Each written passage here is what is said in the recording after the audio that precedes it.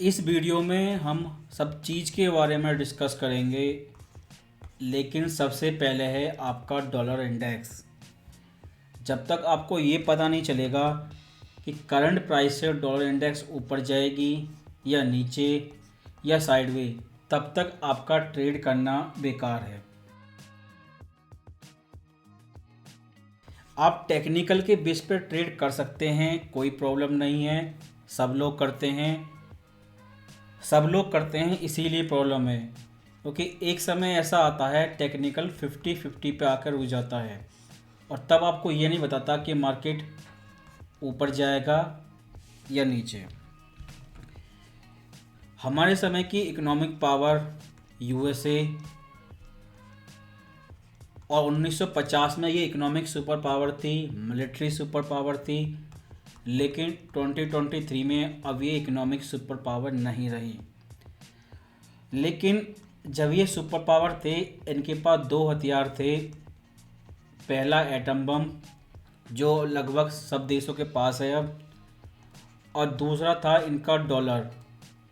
ये एक reserve currency थी और जब तक अमेरिका की करेंसी रिज़र्व करेंसी है, आपको डॉलर इंडेक्स को एनालाइज करना ही पड़ेगा।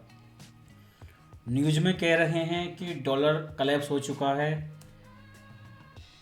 ये चीज़ 1971 से चल रही है और ये ड्रामा पिछले 50 सालों से चल रहा है। और डॉलर कलेप्स का लॉजिक देखो आप, जिस वजह से डॉलर कलेप्स हो रहा है। 2009 से शुरुआत हुई थी इस चीज़ की। डॉलर इंडेक्स लगातार ऊपर जा रही है। जितना यूएस गवर्नमेंट डॉलर प्रिंट करती है, उससे कहीं ज़्यादा बाकी की सारी करेंसियाँ प्रिंट करी जाती हैं। इसलिए कंपेयर में डॉलर अंत में स्ट्रॉन्ग ही रहता है। और दुनिया की सारी गवर्नमेंट अलग अलग नाम से मनी को प्रिंट करती हैं। यूएस गवर्नमेंट क्यूई के नाम से प्रिंट करती है और कुछ कंट्रियां फ्री राशन के नाम पे प्रिंट करती हैं। रूप अलग अलग हैं, लेकिन कंसेप्ट एक है। अगर मॉनेटरी पॉलिसी ट्रेंड की बात करें तो करंट में आपका रेट पॉज ट्रेंड चल रहा है और 1 बाय 1 सारे सेंट्रल बैंक रेट पॉज कर रहे हैं। बैंक ऑफ कनाडा ने कर दिया, रिजर्व बैंक ऑफ ऑस्ट्रेलिया ने कर दिया और आपके आरबीआई ने भी कर दिया, और लास्ट में होगा आपका फेड। क्योंकि इन सब की तुलना में फेड सबसे बड़ा बैंक है, इसलिए ये लास्ट में करेंगे। और जब फेड रेट पॉज करेगा, तब ये छोटे सेंट्रल बैंक रेट कट कर रहे होंगे। डॉलर के लिए रेट पॉज का मतलब ये है डॉलर केवल साइड में रहेगा। और मार्च एफओएमसी मीटिंग से केवल यही गेम चल रहा है कि 25 बेसिस पॉइंट का हाइक होगा, 25 बेसिस पॉइंट का कट होगा। एनएफपी मार्केट क्लोजिंग के समय आई थी और मंडे में आपको मार्केट रिएक्शन देखने को मिलेगा। और अगर आपको याद हो, जिस समय गोल्ड ने 2006 हिट किया था मंडे को, उस समय स्पेकुलेशन थी कि मई एफओएमसी मीटिंग में 0 बेसिस पॉइंट का रेट हाइक होगा, पॉज, और जून एफओएमसी मीटिंग में रेट कट होगा। लेकिन अब सेम मार्केट एक्सपेक्ट कर रहा है कि मई एफओएमसी में भी हाइक होगा 25 बेसिस पॉइंट का, और जून एफओएमसी मीटिंग में भी हाइक होगा 25 बेसिस पॉइंट का, और टोटल 50 बेसिस पॉइंट का डिफरेंस आ चुका है। और 25 बेसिस पॉइंट इतना स्मॉल साइज़ है, इससे मार्केट में ज़्यादा फर्क नहीं पड़ता। और आपका रेट हाइक का ट्रेंड ऑलरेडी कंप्लीट हो चुका है, इसलिए इस चीज़ पे ध्यान देने से कोई फ़ायदा भी नहीं है। आपको बस ये फोकस करना है रेट पॉज के बाद अगला ट्रेंड रेट कट कब स्टार्ट होगा। और रेट कट की मार्केट प्राइसिंग पहले ही हो चुकी है, और इसके लिए जिसको डॉलर सेल करना था वो सेल कर चुका है। इसके बाद आपकी लास्ट और फाइनल मॉनेटरी पॉलिसी आती है QE monetary policy. America money को प्रिंट करता है और उस प्रिंट करने को क्यूई मॉनेटरी पॉलिसी बोलते हैं। और जब ये फिर से प्रिंट करेंगे, डॉलर इंडेक्स इस 88 लेवल को ब्रेक करेगा और नया लो बनाएगा। लेकिन जब ये होगा, बाकी की सारी कंट्री भी मनी प्रिंट करेंगी और ये यूएसए से ज़्यादा ही करेंगी, और नेट रिजल्ट ये होगा कि डॉलर इंडेक्स फिर से ऊपर होगी। और ये गेम 2009 से क्लियर आपकी आंखों के सामने है। क्योंकि मंडे को आपको एनएफपी का मार्केट रिएक्शन देखना है। ये डॉलर के लिए बुलिश है, क्योंकि अब मार्केट 25 बेसिस पॉइंट के 2 रेट हाइक एक्सपेक्ट कर रहा है, जो एनएफपी से पहले नहीं थे। इसलिए शॉर्ट टर्म में ये ऊपर जा सकता है, लेकिन जब करेक्शन कंप्लीट होगा तो पहला टारगेट 98 और उसके बाद आपका लास्ट में 88। अगर हम डे ट्रेडिंग के लिए डेली टाइम फ्रेम को देखें तो इस टाइम फ्रेम पे आपका head and shoulder chart pattern है और प्राइस इस समय नेक लाइन को रिटेस्ट कर रहा है। और नई सेल एंट्री के लिए आप इस नेक लाइन के ब्रेक होने का इंतज़ार करें। जब ये नेक लाइन ब्रेक हो जाएगी तो आपको रिटेस्ट पर एक सेल एंट्री मिलेगी, उसे सेल करें और ब्रेकआउट के बाद केवल आपको सेल करना है 98 लेवल तक। लेकिन एक अपसाइड करेक्शन पॉसिबल है, जिसकी शुरुआत एनआईपी से हो चुकी है। उस कंडीशन में आपका एबीसी फ्लैट करेक्शन हो सकता है और प्राइस 104 लेवल तक जा सकता है। क्योंकि आप देखें, जब ये टॉप बना था, किसी भी कंट्री के न्यूज़ चैनल को आप देखें, हम या आप किस देश में रहते हैं ये इम्पोर्टेंट नहीं है, लेकिन सभी न्यूज़ चैनल में ये दिखाया जा रहा था कि डॉलर सुपर स्ट्रॉन्ग है और कंट्री ख़त्म होती जा रही थी, श्रीलंका और पाकिस्तान। लेकिन अब न्यूज़ दिखाई जा रही है कि डॉलर कलेप्स होगा और प्रेसिडेंट ट्रम्प बोल रहे हैं कि रिजर्व करेंसी स्टेटस ख़त्म हो जाएगा। ये महान इंसान पहले रिजर्व करेंसी स्टेटस ख़त्म करने के लिए अनलिमिटेड मनी प्रिंट करते हैं 2020 में, और दुनिया की सारी गवर्नमेंट से एक युद्ध शुरू करते हैं वहाँ के बिजनेसमैन को बचाने के लिए। और ये सारी चीज़ें इनके कार्यकाल की पहली स्पीच से लेके कोरोना वायरस आने तक 2019 में चल रही थी, और इन्हें दुनिया के सब देशों से युद्ध शुरू कर दिया था। और अब ये महान इंसान कहते हैं कि रिजर्व करेंसी स्टेटस ख़त्म हो गया। लेकिन जब ये इस चीज़ को ख़त्म कर रहे थे उस समय कुछ नहीं बोला। न्यूज़ हमेशा उल्टी आती हैं और जब सारा खेल ख़त्म हो जाता तब आती हैं। इसलिए अपसाइड करेक्शन के लिए आप तैयार रहें। और दूसरा कारण है market crash. Share market crash होने के लिए तैयार है। अगर शेयर मार्केट क्रैश होगा तो डॉलर ऊपर जाएगा, और जब तक मार्केट क्रैश होता रहेगा तब तक डॉलर ऊपर जाता रहेगा। और वो बुलिश ट्रेंड तब तक नहीं रुकेगा जब तक क्यूई मॉनेटरी पॉलिसी स्टार्ट नहीं हो जाएगी। उस कंडीशन में मैक्सिमम डॉलर 107 लेवल तक जा सकता है।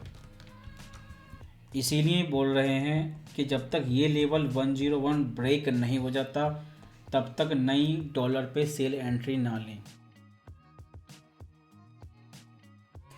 अगर आप बिगिनर ट्रेडर हैं तो इस खेल को ज़रा ध्यान से समझें। इस टॉप पर प्रेसिडेंट बाइडेन ने कहा था उन्हें स्ट्रॉन्ग डॉलर से कोई मतलब नहीं है, और उसके बाद डॉलर वर्टिकली क्रैश हुआ। अब पुराना प्रेसिडेंट बोलता है कि डॉलर कलेप्स होगा। अगर बाइडेन की तरह इस बार उल्टा हुआ ट्रम्प की कमेंट पे, तो आप लोगों को शौक नहीं होना चाहिए कि उसके बाद डॉलर ऊपर क्यों गया। प्रॉब्लम यह है, इस डॉलर कलेप्स की न्यूज़ के लिए इन लोगों ने 6 महीने का इंतज़ार क्यों किया। इसलिए अब डॉलर इंडेक्स का डायरेक्शन तो क्लियर है, साइडवे करेक्शन, उसके बाद नया लोअर लो। अब देखते हैं euro USD. Euro USD dollar index का इन्वर्टेड चार्ट है। अगर डॉलर इंडेक्स को आप उल्टा कर दें तो यूरो यूएसडी का चार्ट आपको सेम टू सेम नज़र आएगा। इसलिए एक साइडवे एवीसी करेक्शन पॉसिबल है। और यूरो यूएसडी में दूसरा कारण यह है, इन दोनों सेंट्रल बैंक के इंटरेस्ट रेट में डिफरेंस। अगर यूएस में रिसेशन होगी तो यूरो में इकोनॉमिक डिप्रेशन होगी। लेकिन करेक्शन के बाद यूरो यूएसडी नया हाई बनाएगा। अगर आप वीकली टाइम फ्रेम पे इन चार्ट को देखें और ये हाई देखें आप, अगर डॉलर कलेप्स होता है तो दो चीज़ें सबसे ज़्यादा ऊपर जाएंगी, पहला गोल्ड और दूसरा यूरो। और यूरो इस पुराने वाले हाई को ब्रेक करेगा और नया हाई बनाएगा। इसलिए करेक्शन कंप्लीट होने के बाद आप फिर से बाय कर सकते हैं और ये डॉटेड रेजिस्टेंस आपका नेक्स्ट रेजिस्टेंस होगा। यूएसडी जेपीवाई, अगर आप इस लेवल से करंट प्राइस तक देखें, इतना लंबे समय हो गया यूएसडी जेपीवाई अभी तक साइडवे है। 1987 में जहाँ था 2023 में आज भी वही है। अगर आप चाइना को as a economic super power देखते हैं तो चाइना का सबसे बड़ा एनिमी है जापान। जिस लेवल पे आज चाइना है, 1980 में ठीक उसी लेवल पे जापान था। लेकिन इनके यहाँ क्राइसिस आई और उस क्राइसिस को ये अभी तक सॉल्व कर रहे हैं। प्रॉब्लम ये है, ये रेट हाइक करेंगे और ये रेट हाइक इतने समय बाद होने वाला है कि काफ़ी लोगों के लिए शॉक होगा और मार्केट ऐसे हिलेगा जैसे अर्थक्वेक आया हो। ये इनडायरेक्टली वार्निंग दे रहे हैं लेकिन लोग सीरियसली नहीं ले रहे। और इस पेयर में आप यूएसडी जेपीवाई को देखें, लास्ट ईयर ये वर्टिकली अप गया क्योंकि यूएस डॉलर करेंसी का सेंट्रल बैंक रेट हाइक कर रहा था। लेकिन जापान का सेंट्रल बैंक मनी प्रिंट कर रहा था, जिसे क्यूई मॉनेटरी पॉलिसी बोलते हैं। और मनी प्रिंटिंग की शुरुआत सबसे पहले जापान ने ही करी थी। जब ये इस चीज़ को सक्सेसफुली कर पाए, उसके बाद रेस शुरू हुई थी सबसे ज़्यादा मनी कौन प्रिंट करेगा। लेकिन इस साल ट्रेंड उल्टा होगा। 2023 में US central bank rate cut करेगा और मनी प्रिंट करेगा क्यूई मॉनेटरी पॉलिसी के नाम पे। लेकिन जापान मनी प्रिंटिंग बंद कर देगा और रेट हाइक करेगा। और उस कंडीशन में ये पेयर बहुत ज़्यादा नीचे जाएगा और ये जो आपका बॉटम था 101 वापस लौटकर वहीं जाएगा। अगर न्यूज़ को देखें, जब ये टॉप बना था सीक्रेटली ये सेंट्रल बैंक डॉलर को सेल कर रहे थे और ये चीज़ें सितंबर में हुई, अक्टूबर में हुई, 2 महीने नॉन स्टॉप चली। और सेम पॉलिसी मेकर न्यूज़ में झूठ बोल रहे थे और यूट्यूबर आपको भ्रमित करने के लिए एक अलग ही चीज़ बता रहे थे। लेकिन ये प्रेशर बनता गया और नवंबर 4 को ये प्रेशर आउट ऑफ कंट्रोल हुआ। डॉलर वर्टिकली क्रैश हुआ और गोल्ड वर्टिकली ऊपर गया। ये ऐसा इसलिए हो रहा था कि जापान की करेंसी बहुत ज़्यादा वीक हो चुकी है, लगभग कलेप्स होने की कगार पे थी। और इसे बचाने के लिए अब ये रेट हाइक करेंगे और रेट हाइक में उल्टा होगा, जैपनीज़ येन स्ट्रॉन्ग होगा। इसलिए इस वर्टिकली बेरिश वेव के बाद ये केवल एक साइडवे करेक्शन है। जब साइडवे करेक्शन हो जाएगा, पहले फेड रेट कट करेगा, उसके बाद bank of Japan rate hike करेगा और उसके बाद यूएसडी जेपीवाई एक नया लो बनाएगा। लेकिन ये सारी चीज़ें ऑफिशियल अनाउंसमेंट से पहले होंगी। इसलिए अगर आप अब डेली टाइम फ्रेम को देखें, ये आपका टॉप था 151, ये वर्टिकली नीचे आया और इन्होंने एक क्लियर सिग्नल भी दिया था कि फ्यूचर में रेट हाइक होगा और ये आपका काउंटर ट्रेंड करेक्शन था। उसके बाद नीचे आना शुरू हो चुका है। डेली टाइम फ्रेम पे आपको क्लियर सिग्नल है, ट्रेंड लाइन है जो 4 बार रिटेस्ट हो चुकी है। अगर ट्रेंड लाइन ब्रेक होती है तो आप सेल करेंगे और रिटेस्ट एंट्री पर भी आप सेल करेंगे। लेकिन ट्रेंड लाइन ब्रेक होने से पहले और एनएफपी का रिएक्शन देखने के बाद और इस हफ्ते सीपीआई का रिएक्शन देखने के बाद अगर प्राइस और भी ऊपर जाता है तो इस बार 39 रिटेस्ट करेगा और उस लेवल से आप सेल करेंगे। अगर GBP USD daily time frame को देखें, ब्रेक्सिट के समय ये मोस्ट पॉपुलर पेयर था। गोल्ड से ज़्यादा फेवरेट ट्रेडर का जीबीपी यूएसडी था। अगर इस बॉटम से देखें तो सब लोगों को पता था कि लास्ट ईयर 2022 में डॉलर स्ट्रॉन्ग था, फेड रेट हाइक हो रही थी, लेकिन जब यूके इकोनॉमी प्रॉब्लम आई तुरंत इनकी पॉलिसी चेंज हो गई और इस टॉप को बनाने के बाद इसने साइडवे करेक्शन किया। ये आपका ABC फ्लैट करेक्शन है और ये बॉटम और गोल्ड और सिल्वर, इन तीनों चीज़ों में ये बॉटम एक साथ बना था। इसलिए इस साइडवे करेक्शन के बाद इसे ABC वेव बोलें तो सी इम्पल्सिव वेव कम से भी कम 100% प्रोजेक्शन तो करेगी।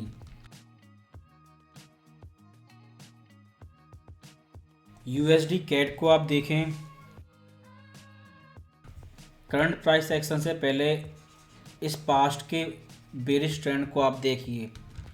ये बेरिश ट्रेंड इस वजह से था कि फेड ने क्यूई मॉनेटरी पॉलिसी करी थी और क्यूई मॉनेटरी पॉलिसी के पीछे एक ही रीजन था, ट्रम्प को इलेक्शन जीतना था।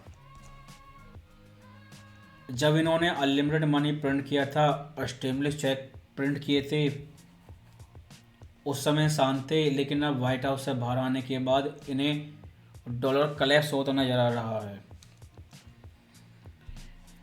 इसलिए जब क्यूई मॉनेटरी पॉलिसी अनाउंस होगी तो डॉलर फिर से नीचे जाएगा और ये पेयर फिर से नीचे आएंगे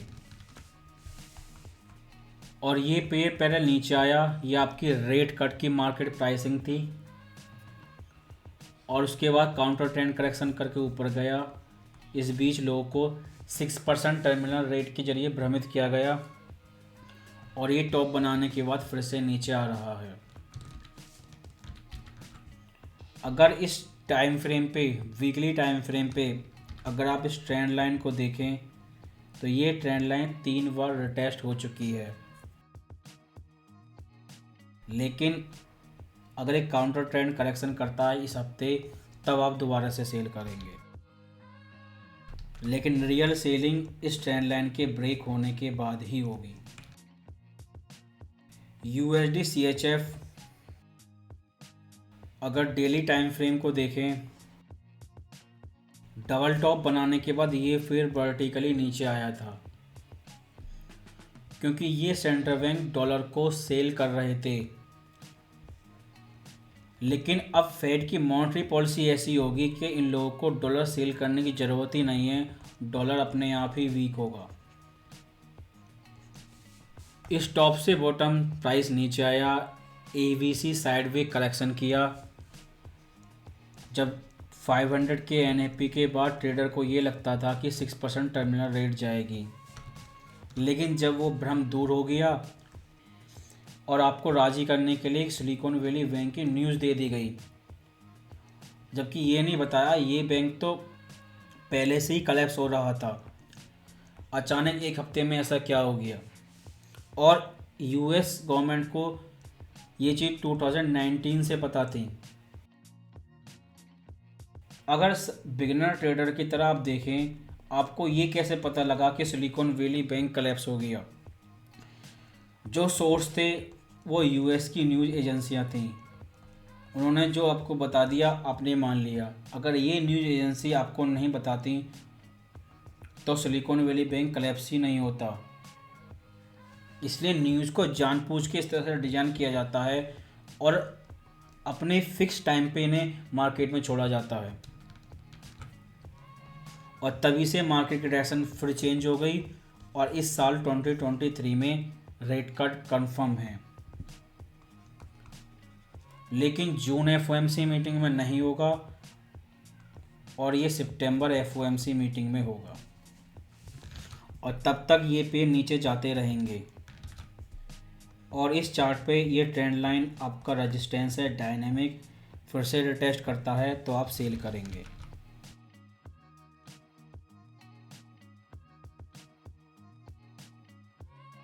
अगर सिल्वर को देखें, silver daily time frame, silver ने बॉटम सबसे पहले बनाया था और समय से बहुत पहले बनाया था।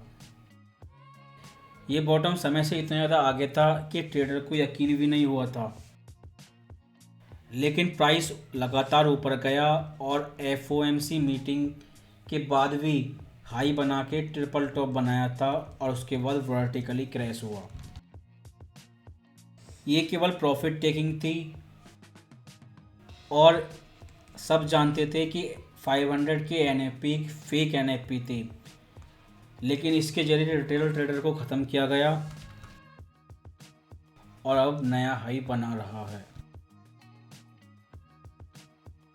अगर आप H4 टाइम फ्रेम को देखें तो इस टाइम फ्रेम पे ये एक ट्रेंड लाइन है और प्राइस बार बार इस ट्रेंड लाइन को रिटेस्ट कर रहा है, इसलिए ये एक स्ट्रॉन्ग ट्रेंड लाइन है। अगर प्राइस फिर से इस ट्रेंड लाइन को रिटेस्ट करता है तो आप बाय करेंगे और आपका टारगेट होगा नया हायर हाई। अगर वीकली टाइम फ्रेम को देखें तो यहाँ पर एक ट्रेंड लाइन है और प्राइस इस ट्रेंड लाइन को ब्रेकआउट करके कैंडल बाहर क्लोज हुई है। ये एक और टेक्निकल बाइंग सिग्नल है, लेकिन अभी आपको सीपीआई और एनएफपी का रिएक्शन देखना है। अगर सीपीआई भी बढ़ के आ जाती है तो सिल्वर करेक्शन करेगा और इस ट्रेंड लाइन को फिर से रिटेस्ट कर सकता है। लेकिन अगर लॉन्ग टर्म टारगेट आप देखें मंथली टाइम फ्रेम पे, ये आपकी पहली corrective wave A, counter trend correction B और आपकी नेक्स्ट इम्पल्सिव वेव सी आएगी, और वेव सी का टारगेट $36 है। अगर आप ऊपर से वेव काउंटिंग कर रहे हैं और फिर रिट्रेसमेंट देखें तो 61% रिट्रेसमेंट $35 है, इसलिए प्राइस $35 से पहले रुकेगा नहीं, और पहले प्राइस के $35 तक जाने का इंतज़ार करते हैं, उसके बाद डिसाइड करेंगे कि सिल्वर कहाँ जाएगा। इस बॉटम से इस हाई तक जब बिटकॉइन ऊपर गई थी, ये आपका पहला एग्जाम्पल था जब बिटकॉइन ने मनी प्रिंटिंग पॉलिसी को रिएक्ट किया था, और ये आपकी क्यूटी मॉनेटरी पॉलिसी थी, इसको भी रिएक्ट किया। और इस मार्केट रिएक्शन के बाद ये चीज़ कंफर्म हो चुकी है कि बिटकॉइन फेड की मॉनेटरी पॉलिसी पर डिपेंड करती है। अगर आपको फेड की मॉनेटरी पॉलिसी पता है तो आप बता सकते हैं कि 2024 में बिटकॉइन फिर से 69 के जाएगी, लेकिन अगर आपको मॉनेटरी पॉलिसी पता ही नहीं है तो आप ये भी कह सकते हैं कि बिटकॉइन 0 भी जाएगी। अगर बिटकॉइन के डेली टाइम फ्रेम को देखें तो ये आपका बॉटम था और 135 इम्पल्सिव वेव कंप्लीट हो चुकी हैं। इससे आप corrective wave A, counter trend correction B, और उसके बाद आपकी next impulsive wave C start हो चुकी है। और जब ये बॉटम बना था, इन्फॉर्मेशन टेलीग्राम चैनल में अवेलेबल थी, और नई एंट्री के लिए आप करेक्शन का इंतज़ार करें और प्राइस फिर से ऊपर जाएगा। और अपसाइड टारगेट के लिए अगर आप वीकली टाइम फ्रेम को देखें तो इस टॉप से बॉटम 61% ट्रेसमेंट लेवल 48,555 ये आपका अपसाइड टारगेट है, और इससे पहले बिटकॉइन नहीं रुकेगी। अगर आप बिटकॉइन में इन्वेस्ट करना चाहते हैं तो अभी भी आपके पास बाइंग अपॉर्चुनिटी है, और ये प्राइस आपको उसी साल 2023 में देखने को मिलेगा। और नया ऑल टाइम हाई 69,000 ये आपको 2024 में देखने को मिलेगा, जब QE मॉनेटरी पॉलिसी अनाउंसमेंट होगी।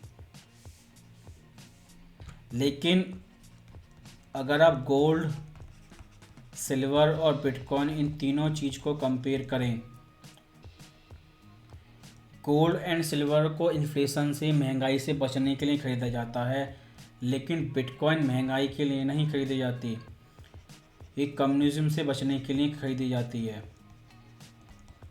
क्योंकि सेंट्रल बैंक गोल्ड स्टैंडर्ड कभी लेके नहीं आएंगे। अगर गोल्ड स्टैंडर्ड लेके आएंगे तो इन्हें करंट लेवल से 100 गुना ज़्यादा मेहनत करनी होगी, लेकिन इस समय ये प्रिंट करते हैं और इनकी सारी प्रॉब्लम सॉल्व हो जाती है। इसलिए सेंट्रल बैंक कभी मनी प्रिंट करना नहीं छोड़ेंगे और इन्वेस्टर कभी बिटकॉइन बाय करना नहीं छोड़ेंगे। अगर आपको इन्फ्लेशन के अगेंस्ट ट्रेड करना है तो गोल्ड ट्रेड करें, अगर करेंसी डिवेस्टमेंट ट्रेड करनी है तो बिटकॉइन ट्रेड करें। इसलिए बिटकॉइन में इंट्राडे ट्रेड नहीं होती, और बिटकॉइन या तो साइडवेज जाती है या वर्टिकली ऊपर जाती है।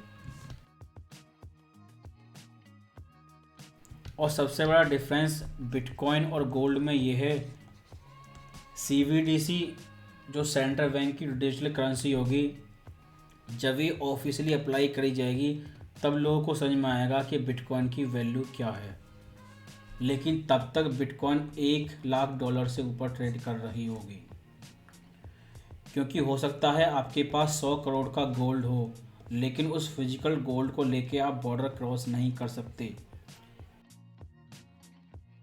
लेकिन अगर आपके पास बिटकॉइन है, वो चाहे $1 की हो या 1 बिलियन की, आप इजीली बॉर्डर क्रॉस कर सकते हैं। और बिटकॉइन को केवल रेट हाइक का टेस्ट पास करना था, और वो चीज़ बिटकॉइन ने सरवाइव कर ली। अब बिटकॉइन के लिए बेरिश न्यूज़ नहीं है, और बेरिश न्यूज़ है केवल एक ही, उसमें बिटकॉइन या तो जीरो जाएगी या $1,00,000। US ऑयल, ये आपका फर्स्ट इम्पल्सिव वेव थी कोरोना वायरस ए, उसके बाद counter trend correction B complete हो चुका है, उसके बाद नई इम्पल्सिव वेव सी आएगी। और $64 आपका बॉटम था, और ओपेक ने वही किया जिसकी एक्सपेक्टेशन थी। रिसेशन स्टार्ट होने से पहले, ऑयल क्रैश होने से पहले उन्होंने प्रोडक्शन कट कर दिया। बाइडेन चाहते हैं कि ऑयल नीचे आए, $40 आए, जहाँ पे वो बाय कर सकें, और ओपेक कहती है इन्होंने 93 लेवल या इससे ऊपर सेल किया था, वापस इसी लेवल पे आके रिफ़िल करें। इसलिए बाइडेन और ओपेक के बीच में युद्ध चलता रहेगा, और ऑयल $64 से नीचे नहीं जाएगा। इसलिए ये प्राइस लेवल आपका बॉटम था, 93 आपका नेक्स्ट लेवल है, और जब ये लेवल ब्रेक हो जाएगा टेस्ट पर आप फिर बाय करेंगे, और 129 आपका नेक्स्ट लेवल होगा। क्योंकि अब न्यूज़ में ये चीज़ कंफर्म है कि डॉलर कलेप्स हो चुका है, रिजर्व करेंसी स्टेटस ख़त्म हो चुका है। लेकिन साधारण व्यक्ति तक ये चीज़ें पहुंचने में 50 साल लगे। रिजर्व करेंसी स्टेटस ख़त्म होने का मतलब ये है, ये ऑयल का रियल प्राइस नहीं है, और चाइना और ओपेक कंट्रियां मिलकर डिसाइड करेंगी ऑयल का प्राइस क्या होगा, और इनके सिस्टम में ऑयल स्टेबल रह सकता है और जिस प्राइस पे चाहें वहाँ ये ऑयल को सेट कर सकते हैं। लेकिन यूएस डॉलर में ऑयल नीचे जाए या ऊपर जाए, ये यूएस के लिए प्रॉब्लम होगी, और अब ऑयल ऊपर जाएगा, नया हाई बनाएगा।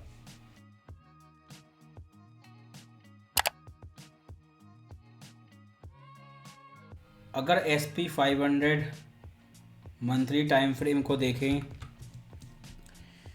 ये आपका बॉटम था 2009 में जब मार्केट क्रैश हुआ, और तब से अब तक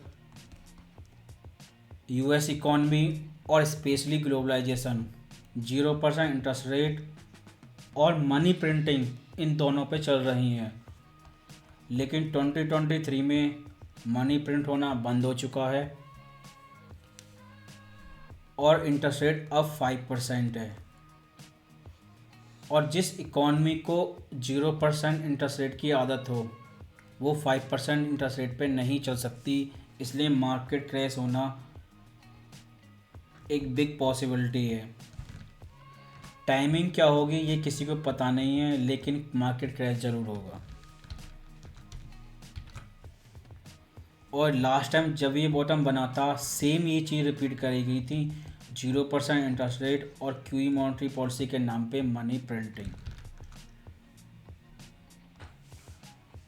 और जब से ये पॉलिसी बंद हुई है, आप देख सकते हैं कि SP 500 नीचे आ रहा है, और ये अकेले नहीं आएगा। जितनी भी कंट्रियां ग्लोबलाइजेशन का हिस्सा हैं, वो सारी कंट्रियों के स्टॉक मार्केट इसके साथ नीचे जाएंगे। और ये आपका एक ट्रायंगल करेक्शन चार्ट पैटर्न है, सिमेट्रिकल ट्रायंगल। इसे आप ABCDE ट्रायंगल बोल सकते हैं, और इस समय प्राइस फाइनल वेव E बना रहा है, और टॉप टू बॉटम 50% ट्रेसमेंट भी कर चुका है। टेक्निकली साइडवे करेक्शन कंप्लीट हो चुका है, अब केवल डाउनसाइड ब्रेकआउट का इंतजार है। लेकिन इस ट्रायंगल चार्ट पैटर्न में फेक ब्रेकआउट भी होता है। उस कंडीशन में 43,11 आपका नेक्स्ट रेजिस्टेंस हो सकता है, क्योंकि ये SL खाने की कोशिश जरूर करेगा, और सारे SL इस ट्रेंड लाइन के ऊपर है। और मार्केट क्रैश की स्पीड जब बढ़ेगी जब प्राइस लोअर ट्रेंड लाइन को ब्रेकआउट करेगा, और डाउनसाइड टारगेट हमारा 3195 है। सेकंड क्वार्टर स्टार्ट हो चुका है। थर्ड क्वार्टर, सेकंड क्वार्टर में स्पेकुलेशन है, और थर्ड क्वार्टर में इकोनॉमिक इंडिकेटर के जरिए ये चीज़ कंफर्म हो जाएगी। और जब फोर्थ क्वार्टर में न्यूज़ दिखा के बिगिनर ट्रेडर को, साधारण व्यक्ति को डराया जाएगा, रिसेशन आ गई, दुनिया ख़त्म हो गई, कि इकॉनमी कोलैप्स हो गई, तब मार्केट बॉटम बनाएगा और हम बाय करेंगे। लेकिन टेक्निकल एंड फंडामेंटल के बेस पे ये करेक्शन कंप्लीट हो चुका है। अगर आप नैस्डैक ट्रेड करते हैं या Dow Jones industrial average trade करते हैं या और किसी स्टॉक मार्केट को ट्रेड करते हैं, अगर SP 500 नीचे जाएगा तो इनको भी नीचे जाना ही होगा। और कुछ बिगिनर ट्रेडर की डिमांड थी कि फंडामेंटल एनालाइज कैसे करते हैं, उन्हें ये चीज़ सीखनी है। इस चैनल पे पहले ही एक वीडियो बनाई जा चुकी है, फंडामेंटल एनालाइज करने के लिए बेस्ट बुक। लेकिन आपको जितनी जानकारी चाहिए उससे कहीं ज़्यादा इन बुक के ज़रिए आपको मिल जाएगी। लेकिन एक बुक तो आपको पढ़नी पड़ेगी। जब तक आप इनमें से एक बुक नहीं पढ़ेंगे, आगे वीडियो बनाने का कोई फ़ायदा नहीं है। और जब से वीडियो बनी है, किसी ने भी एक भी बुक नहीं पढ़ी है।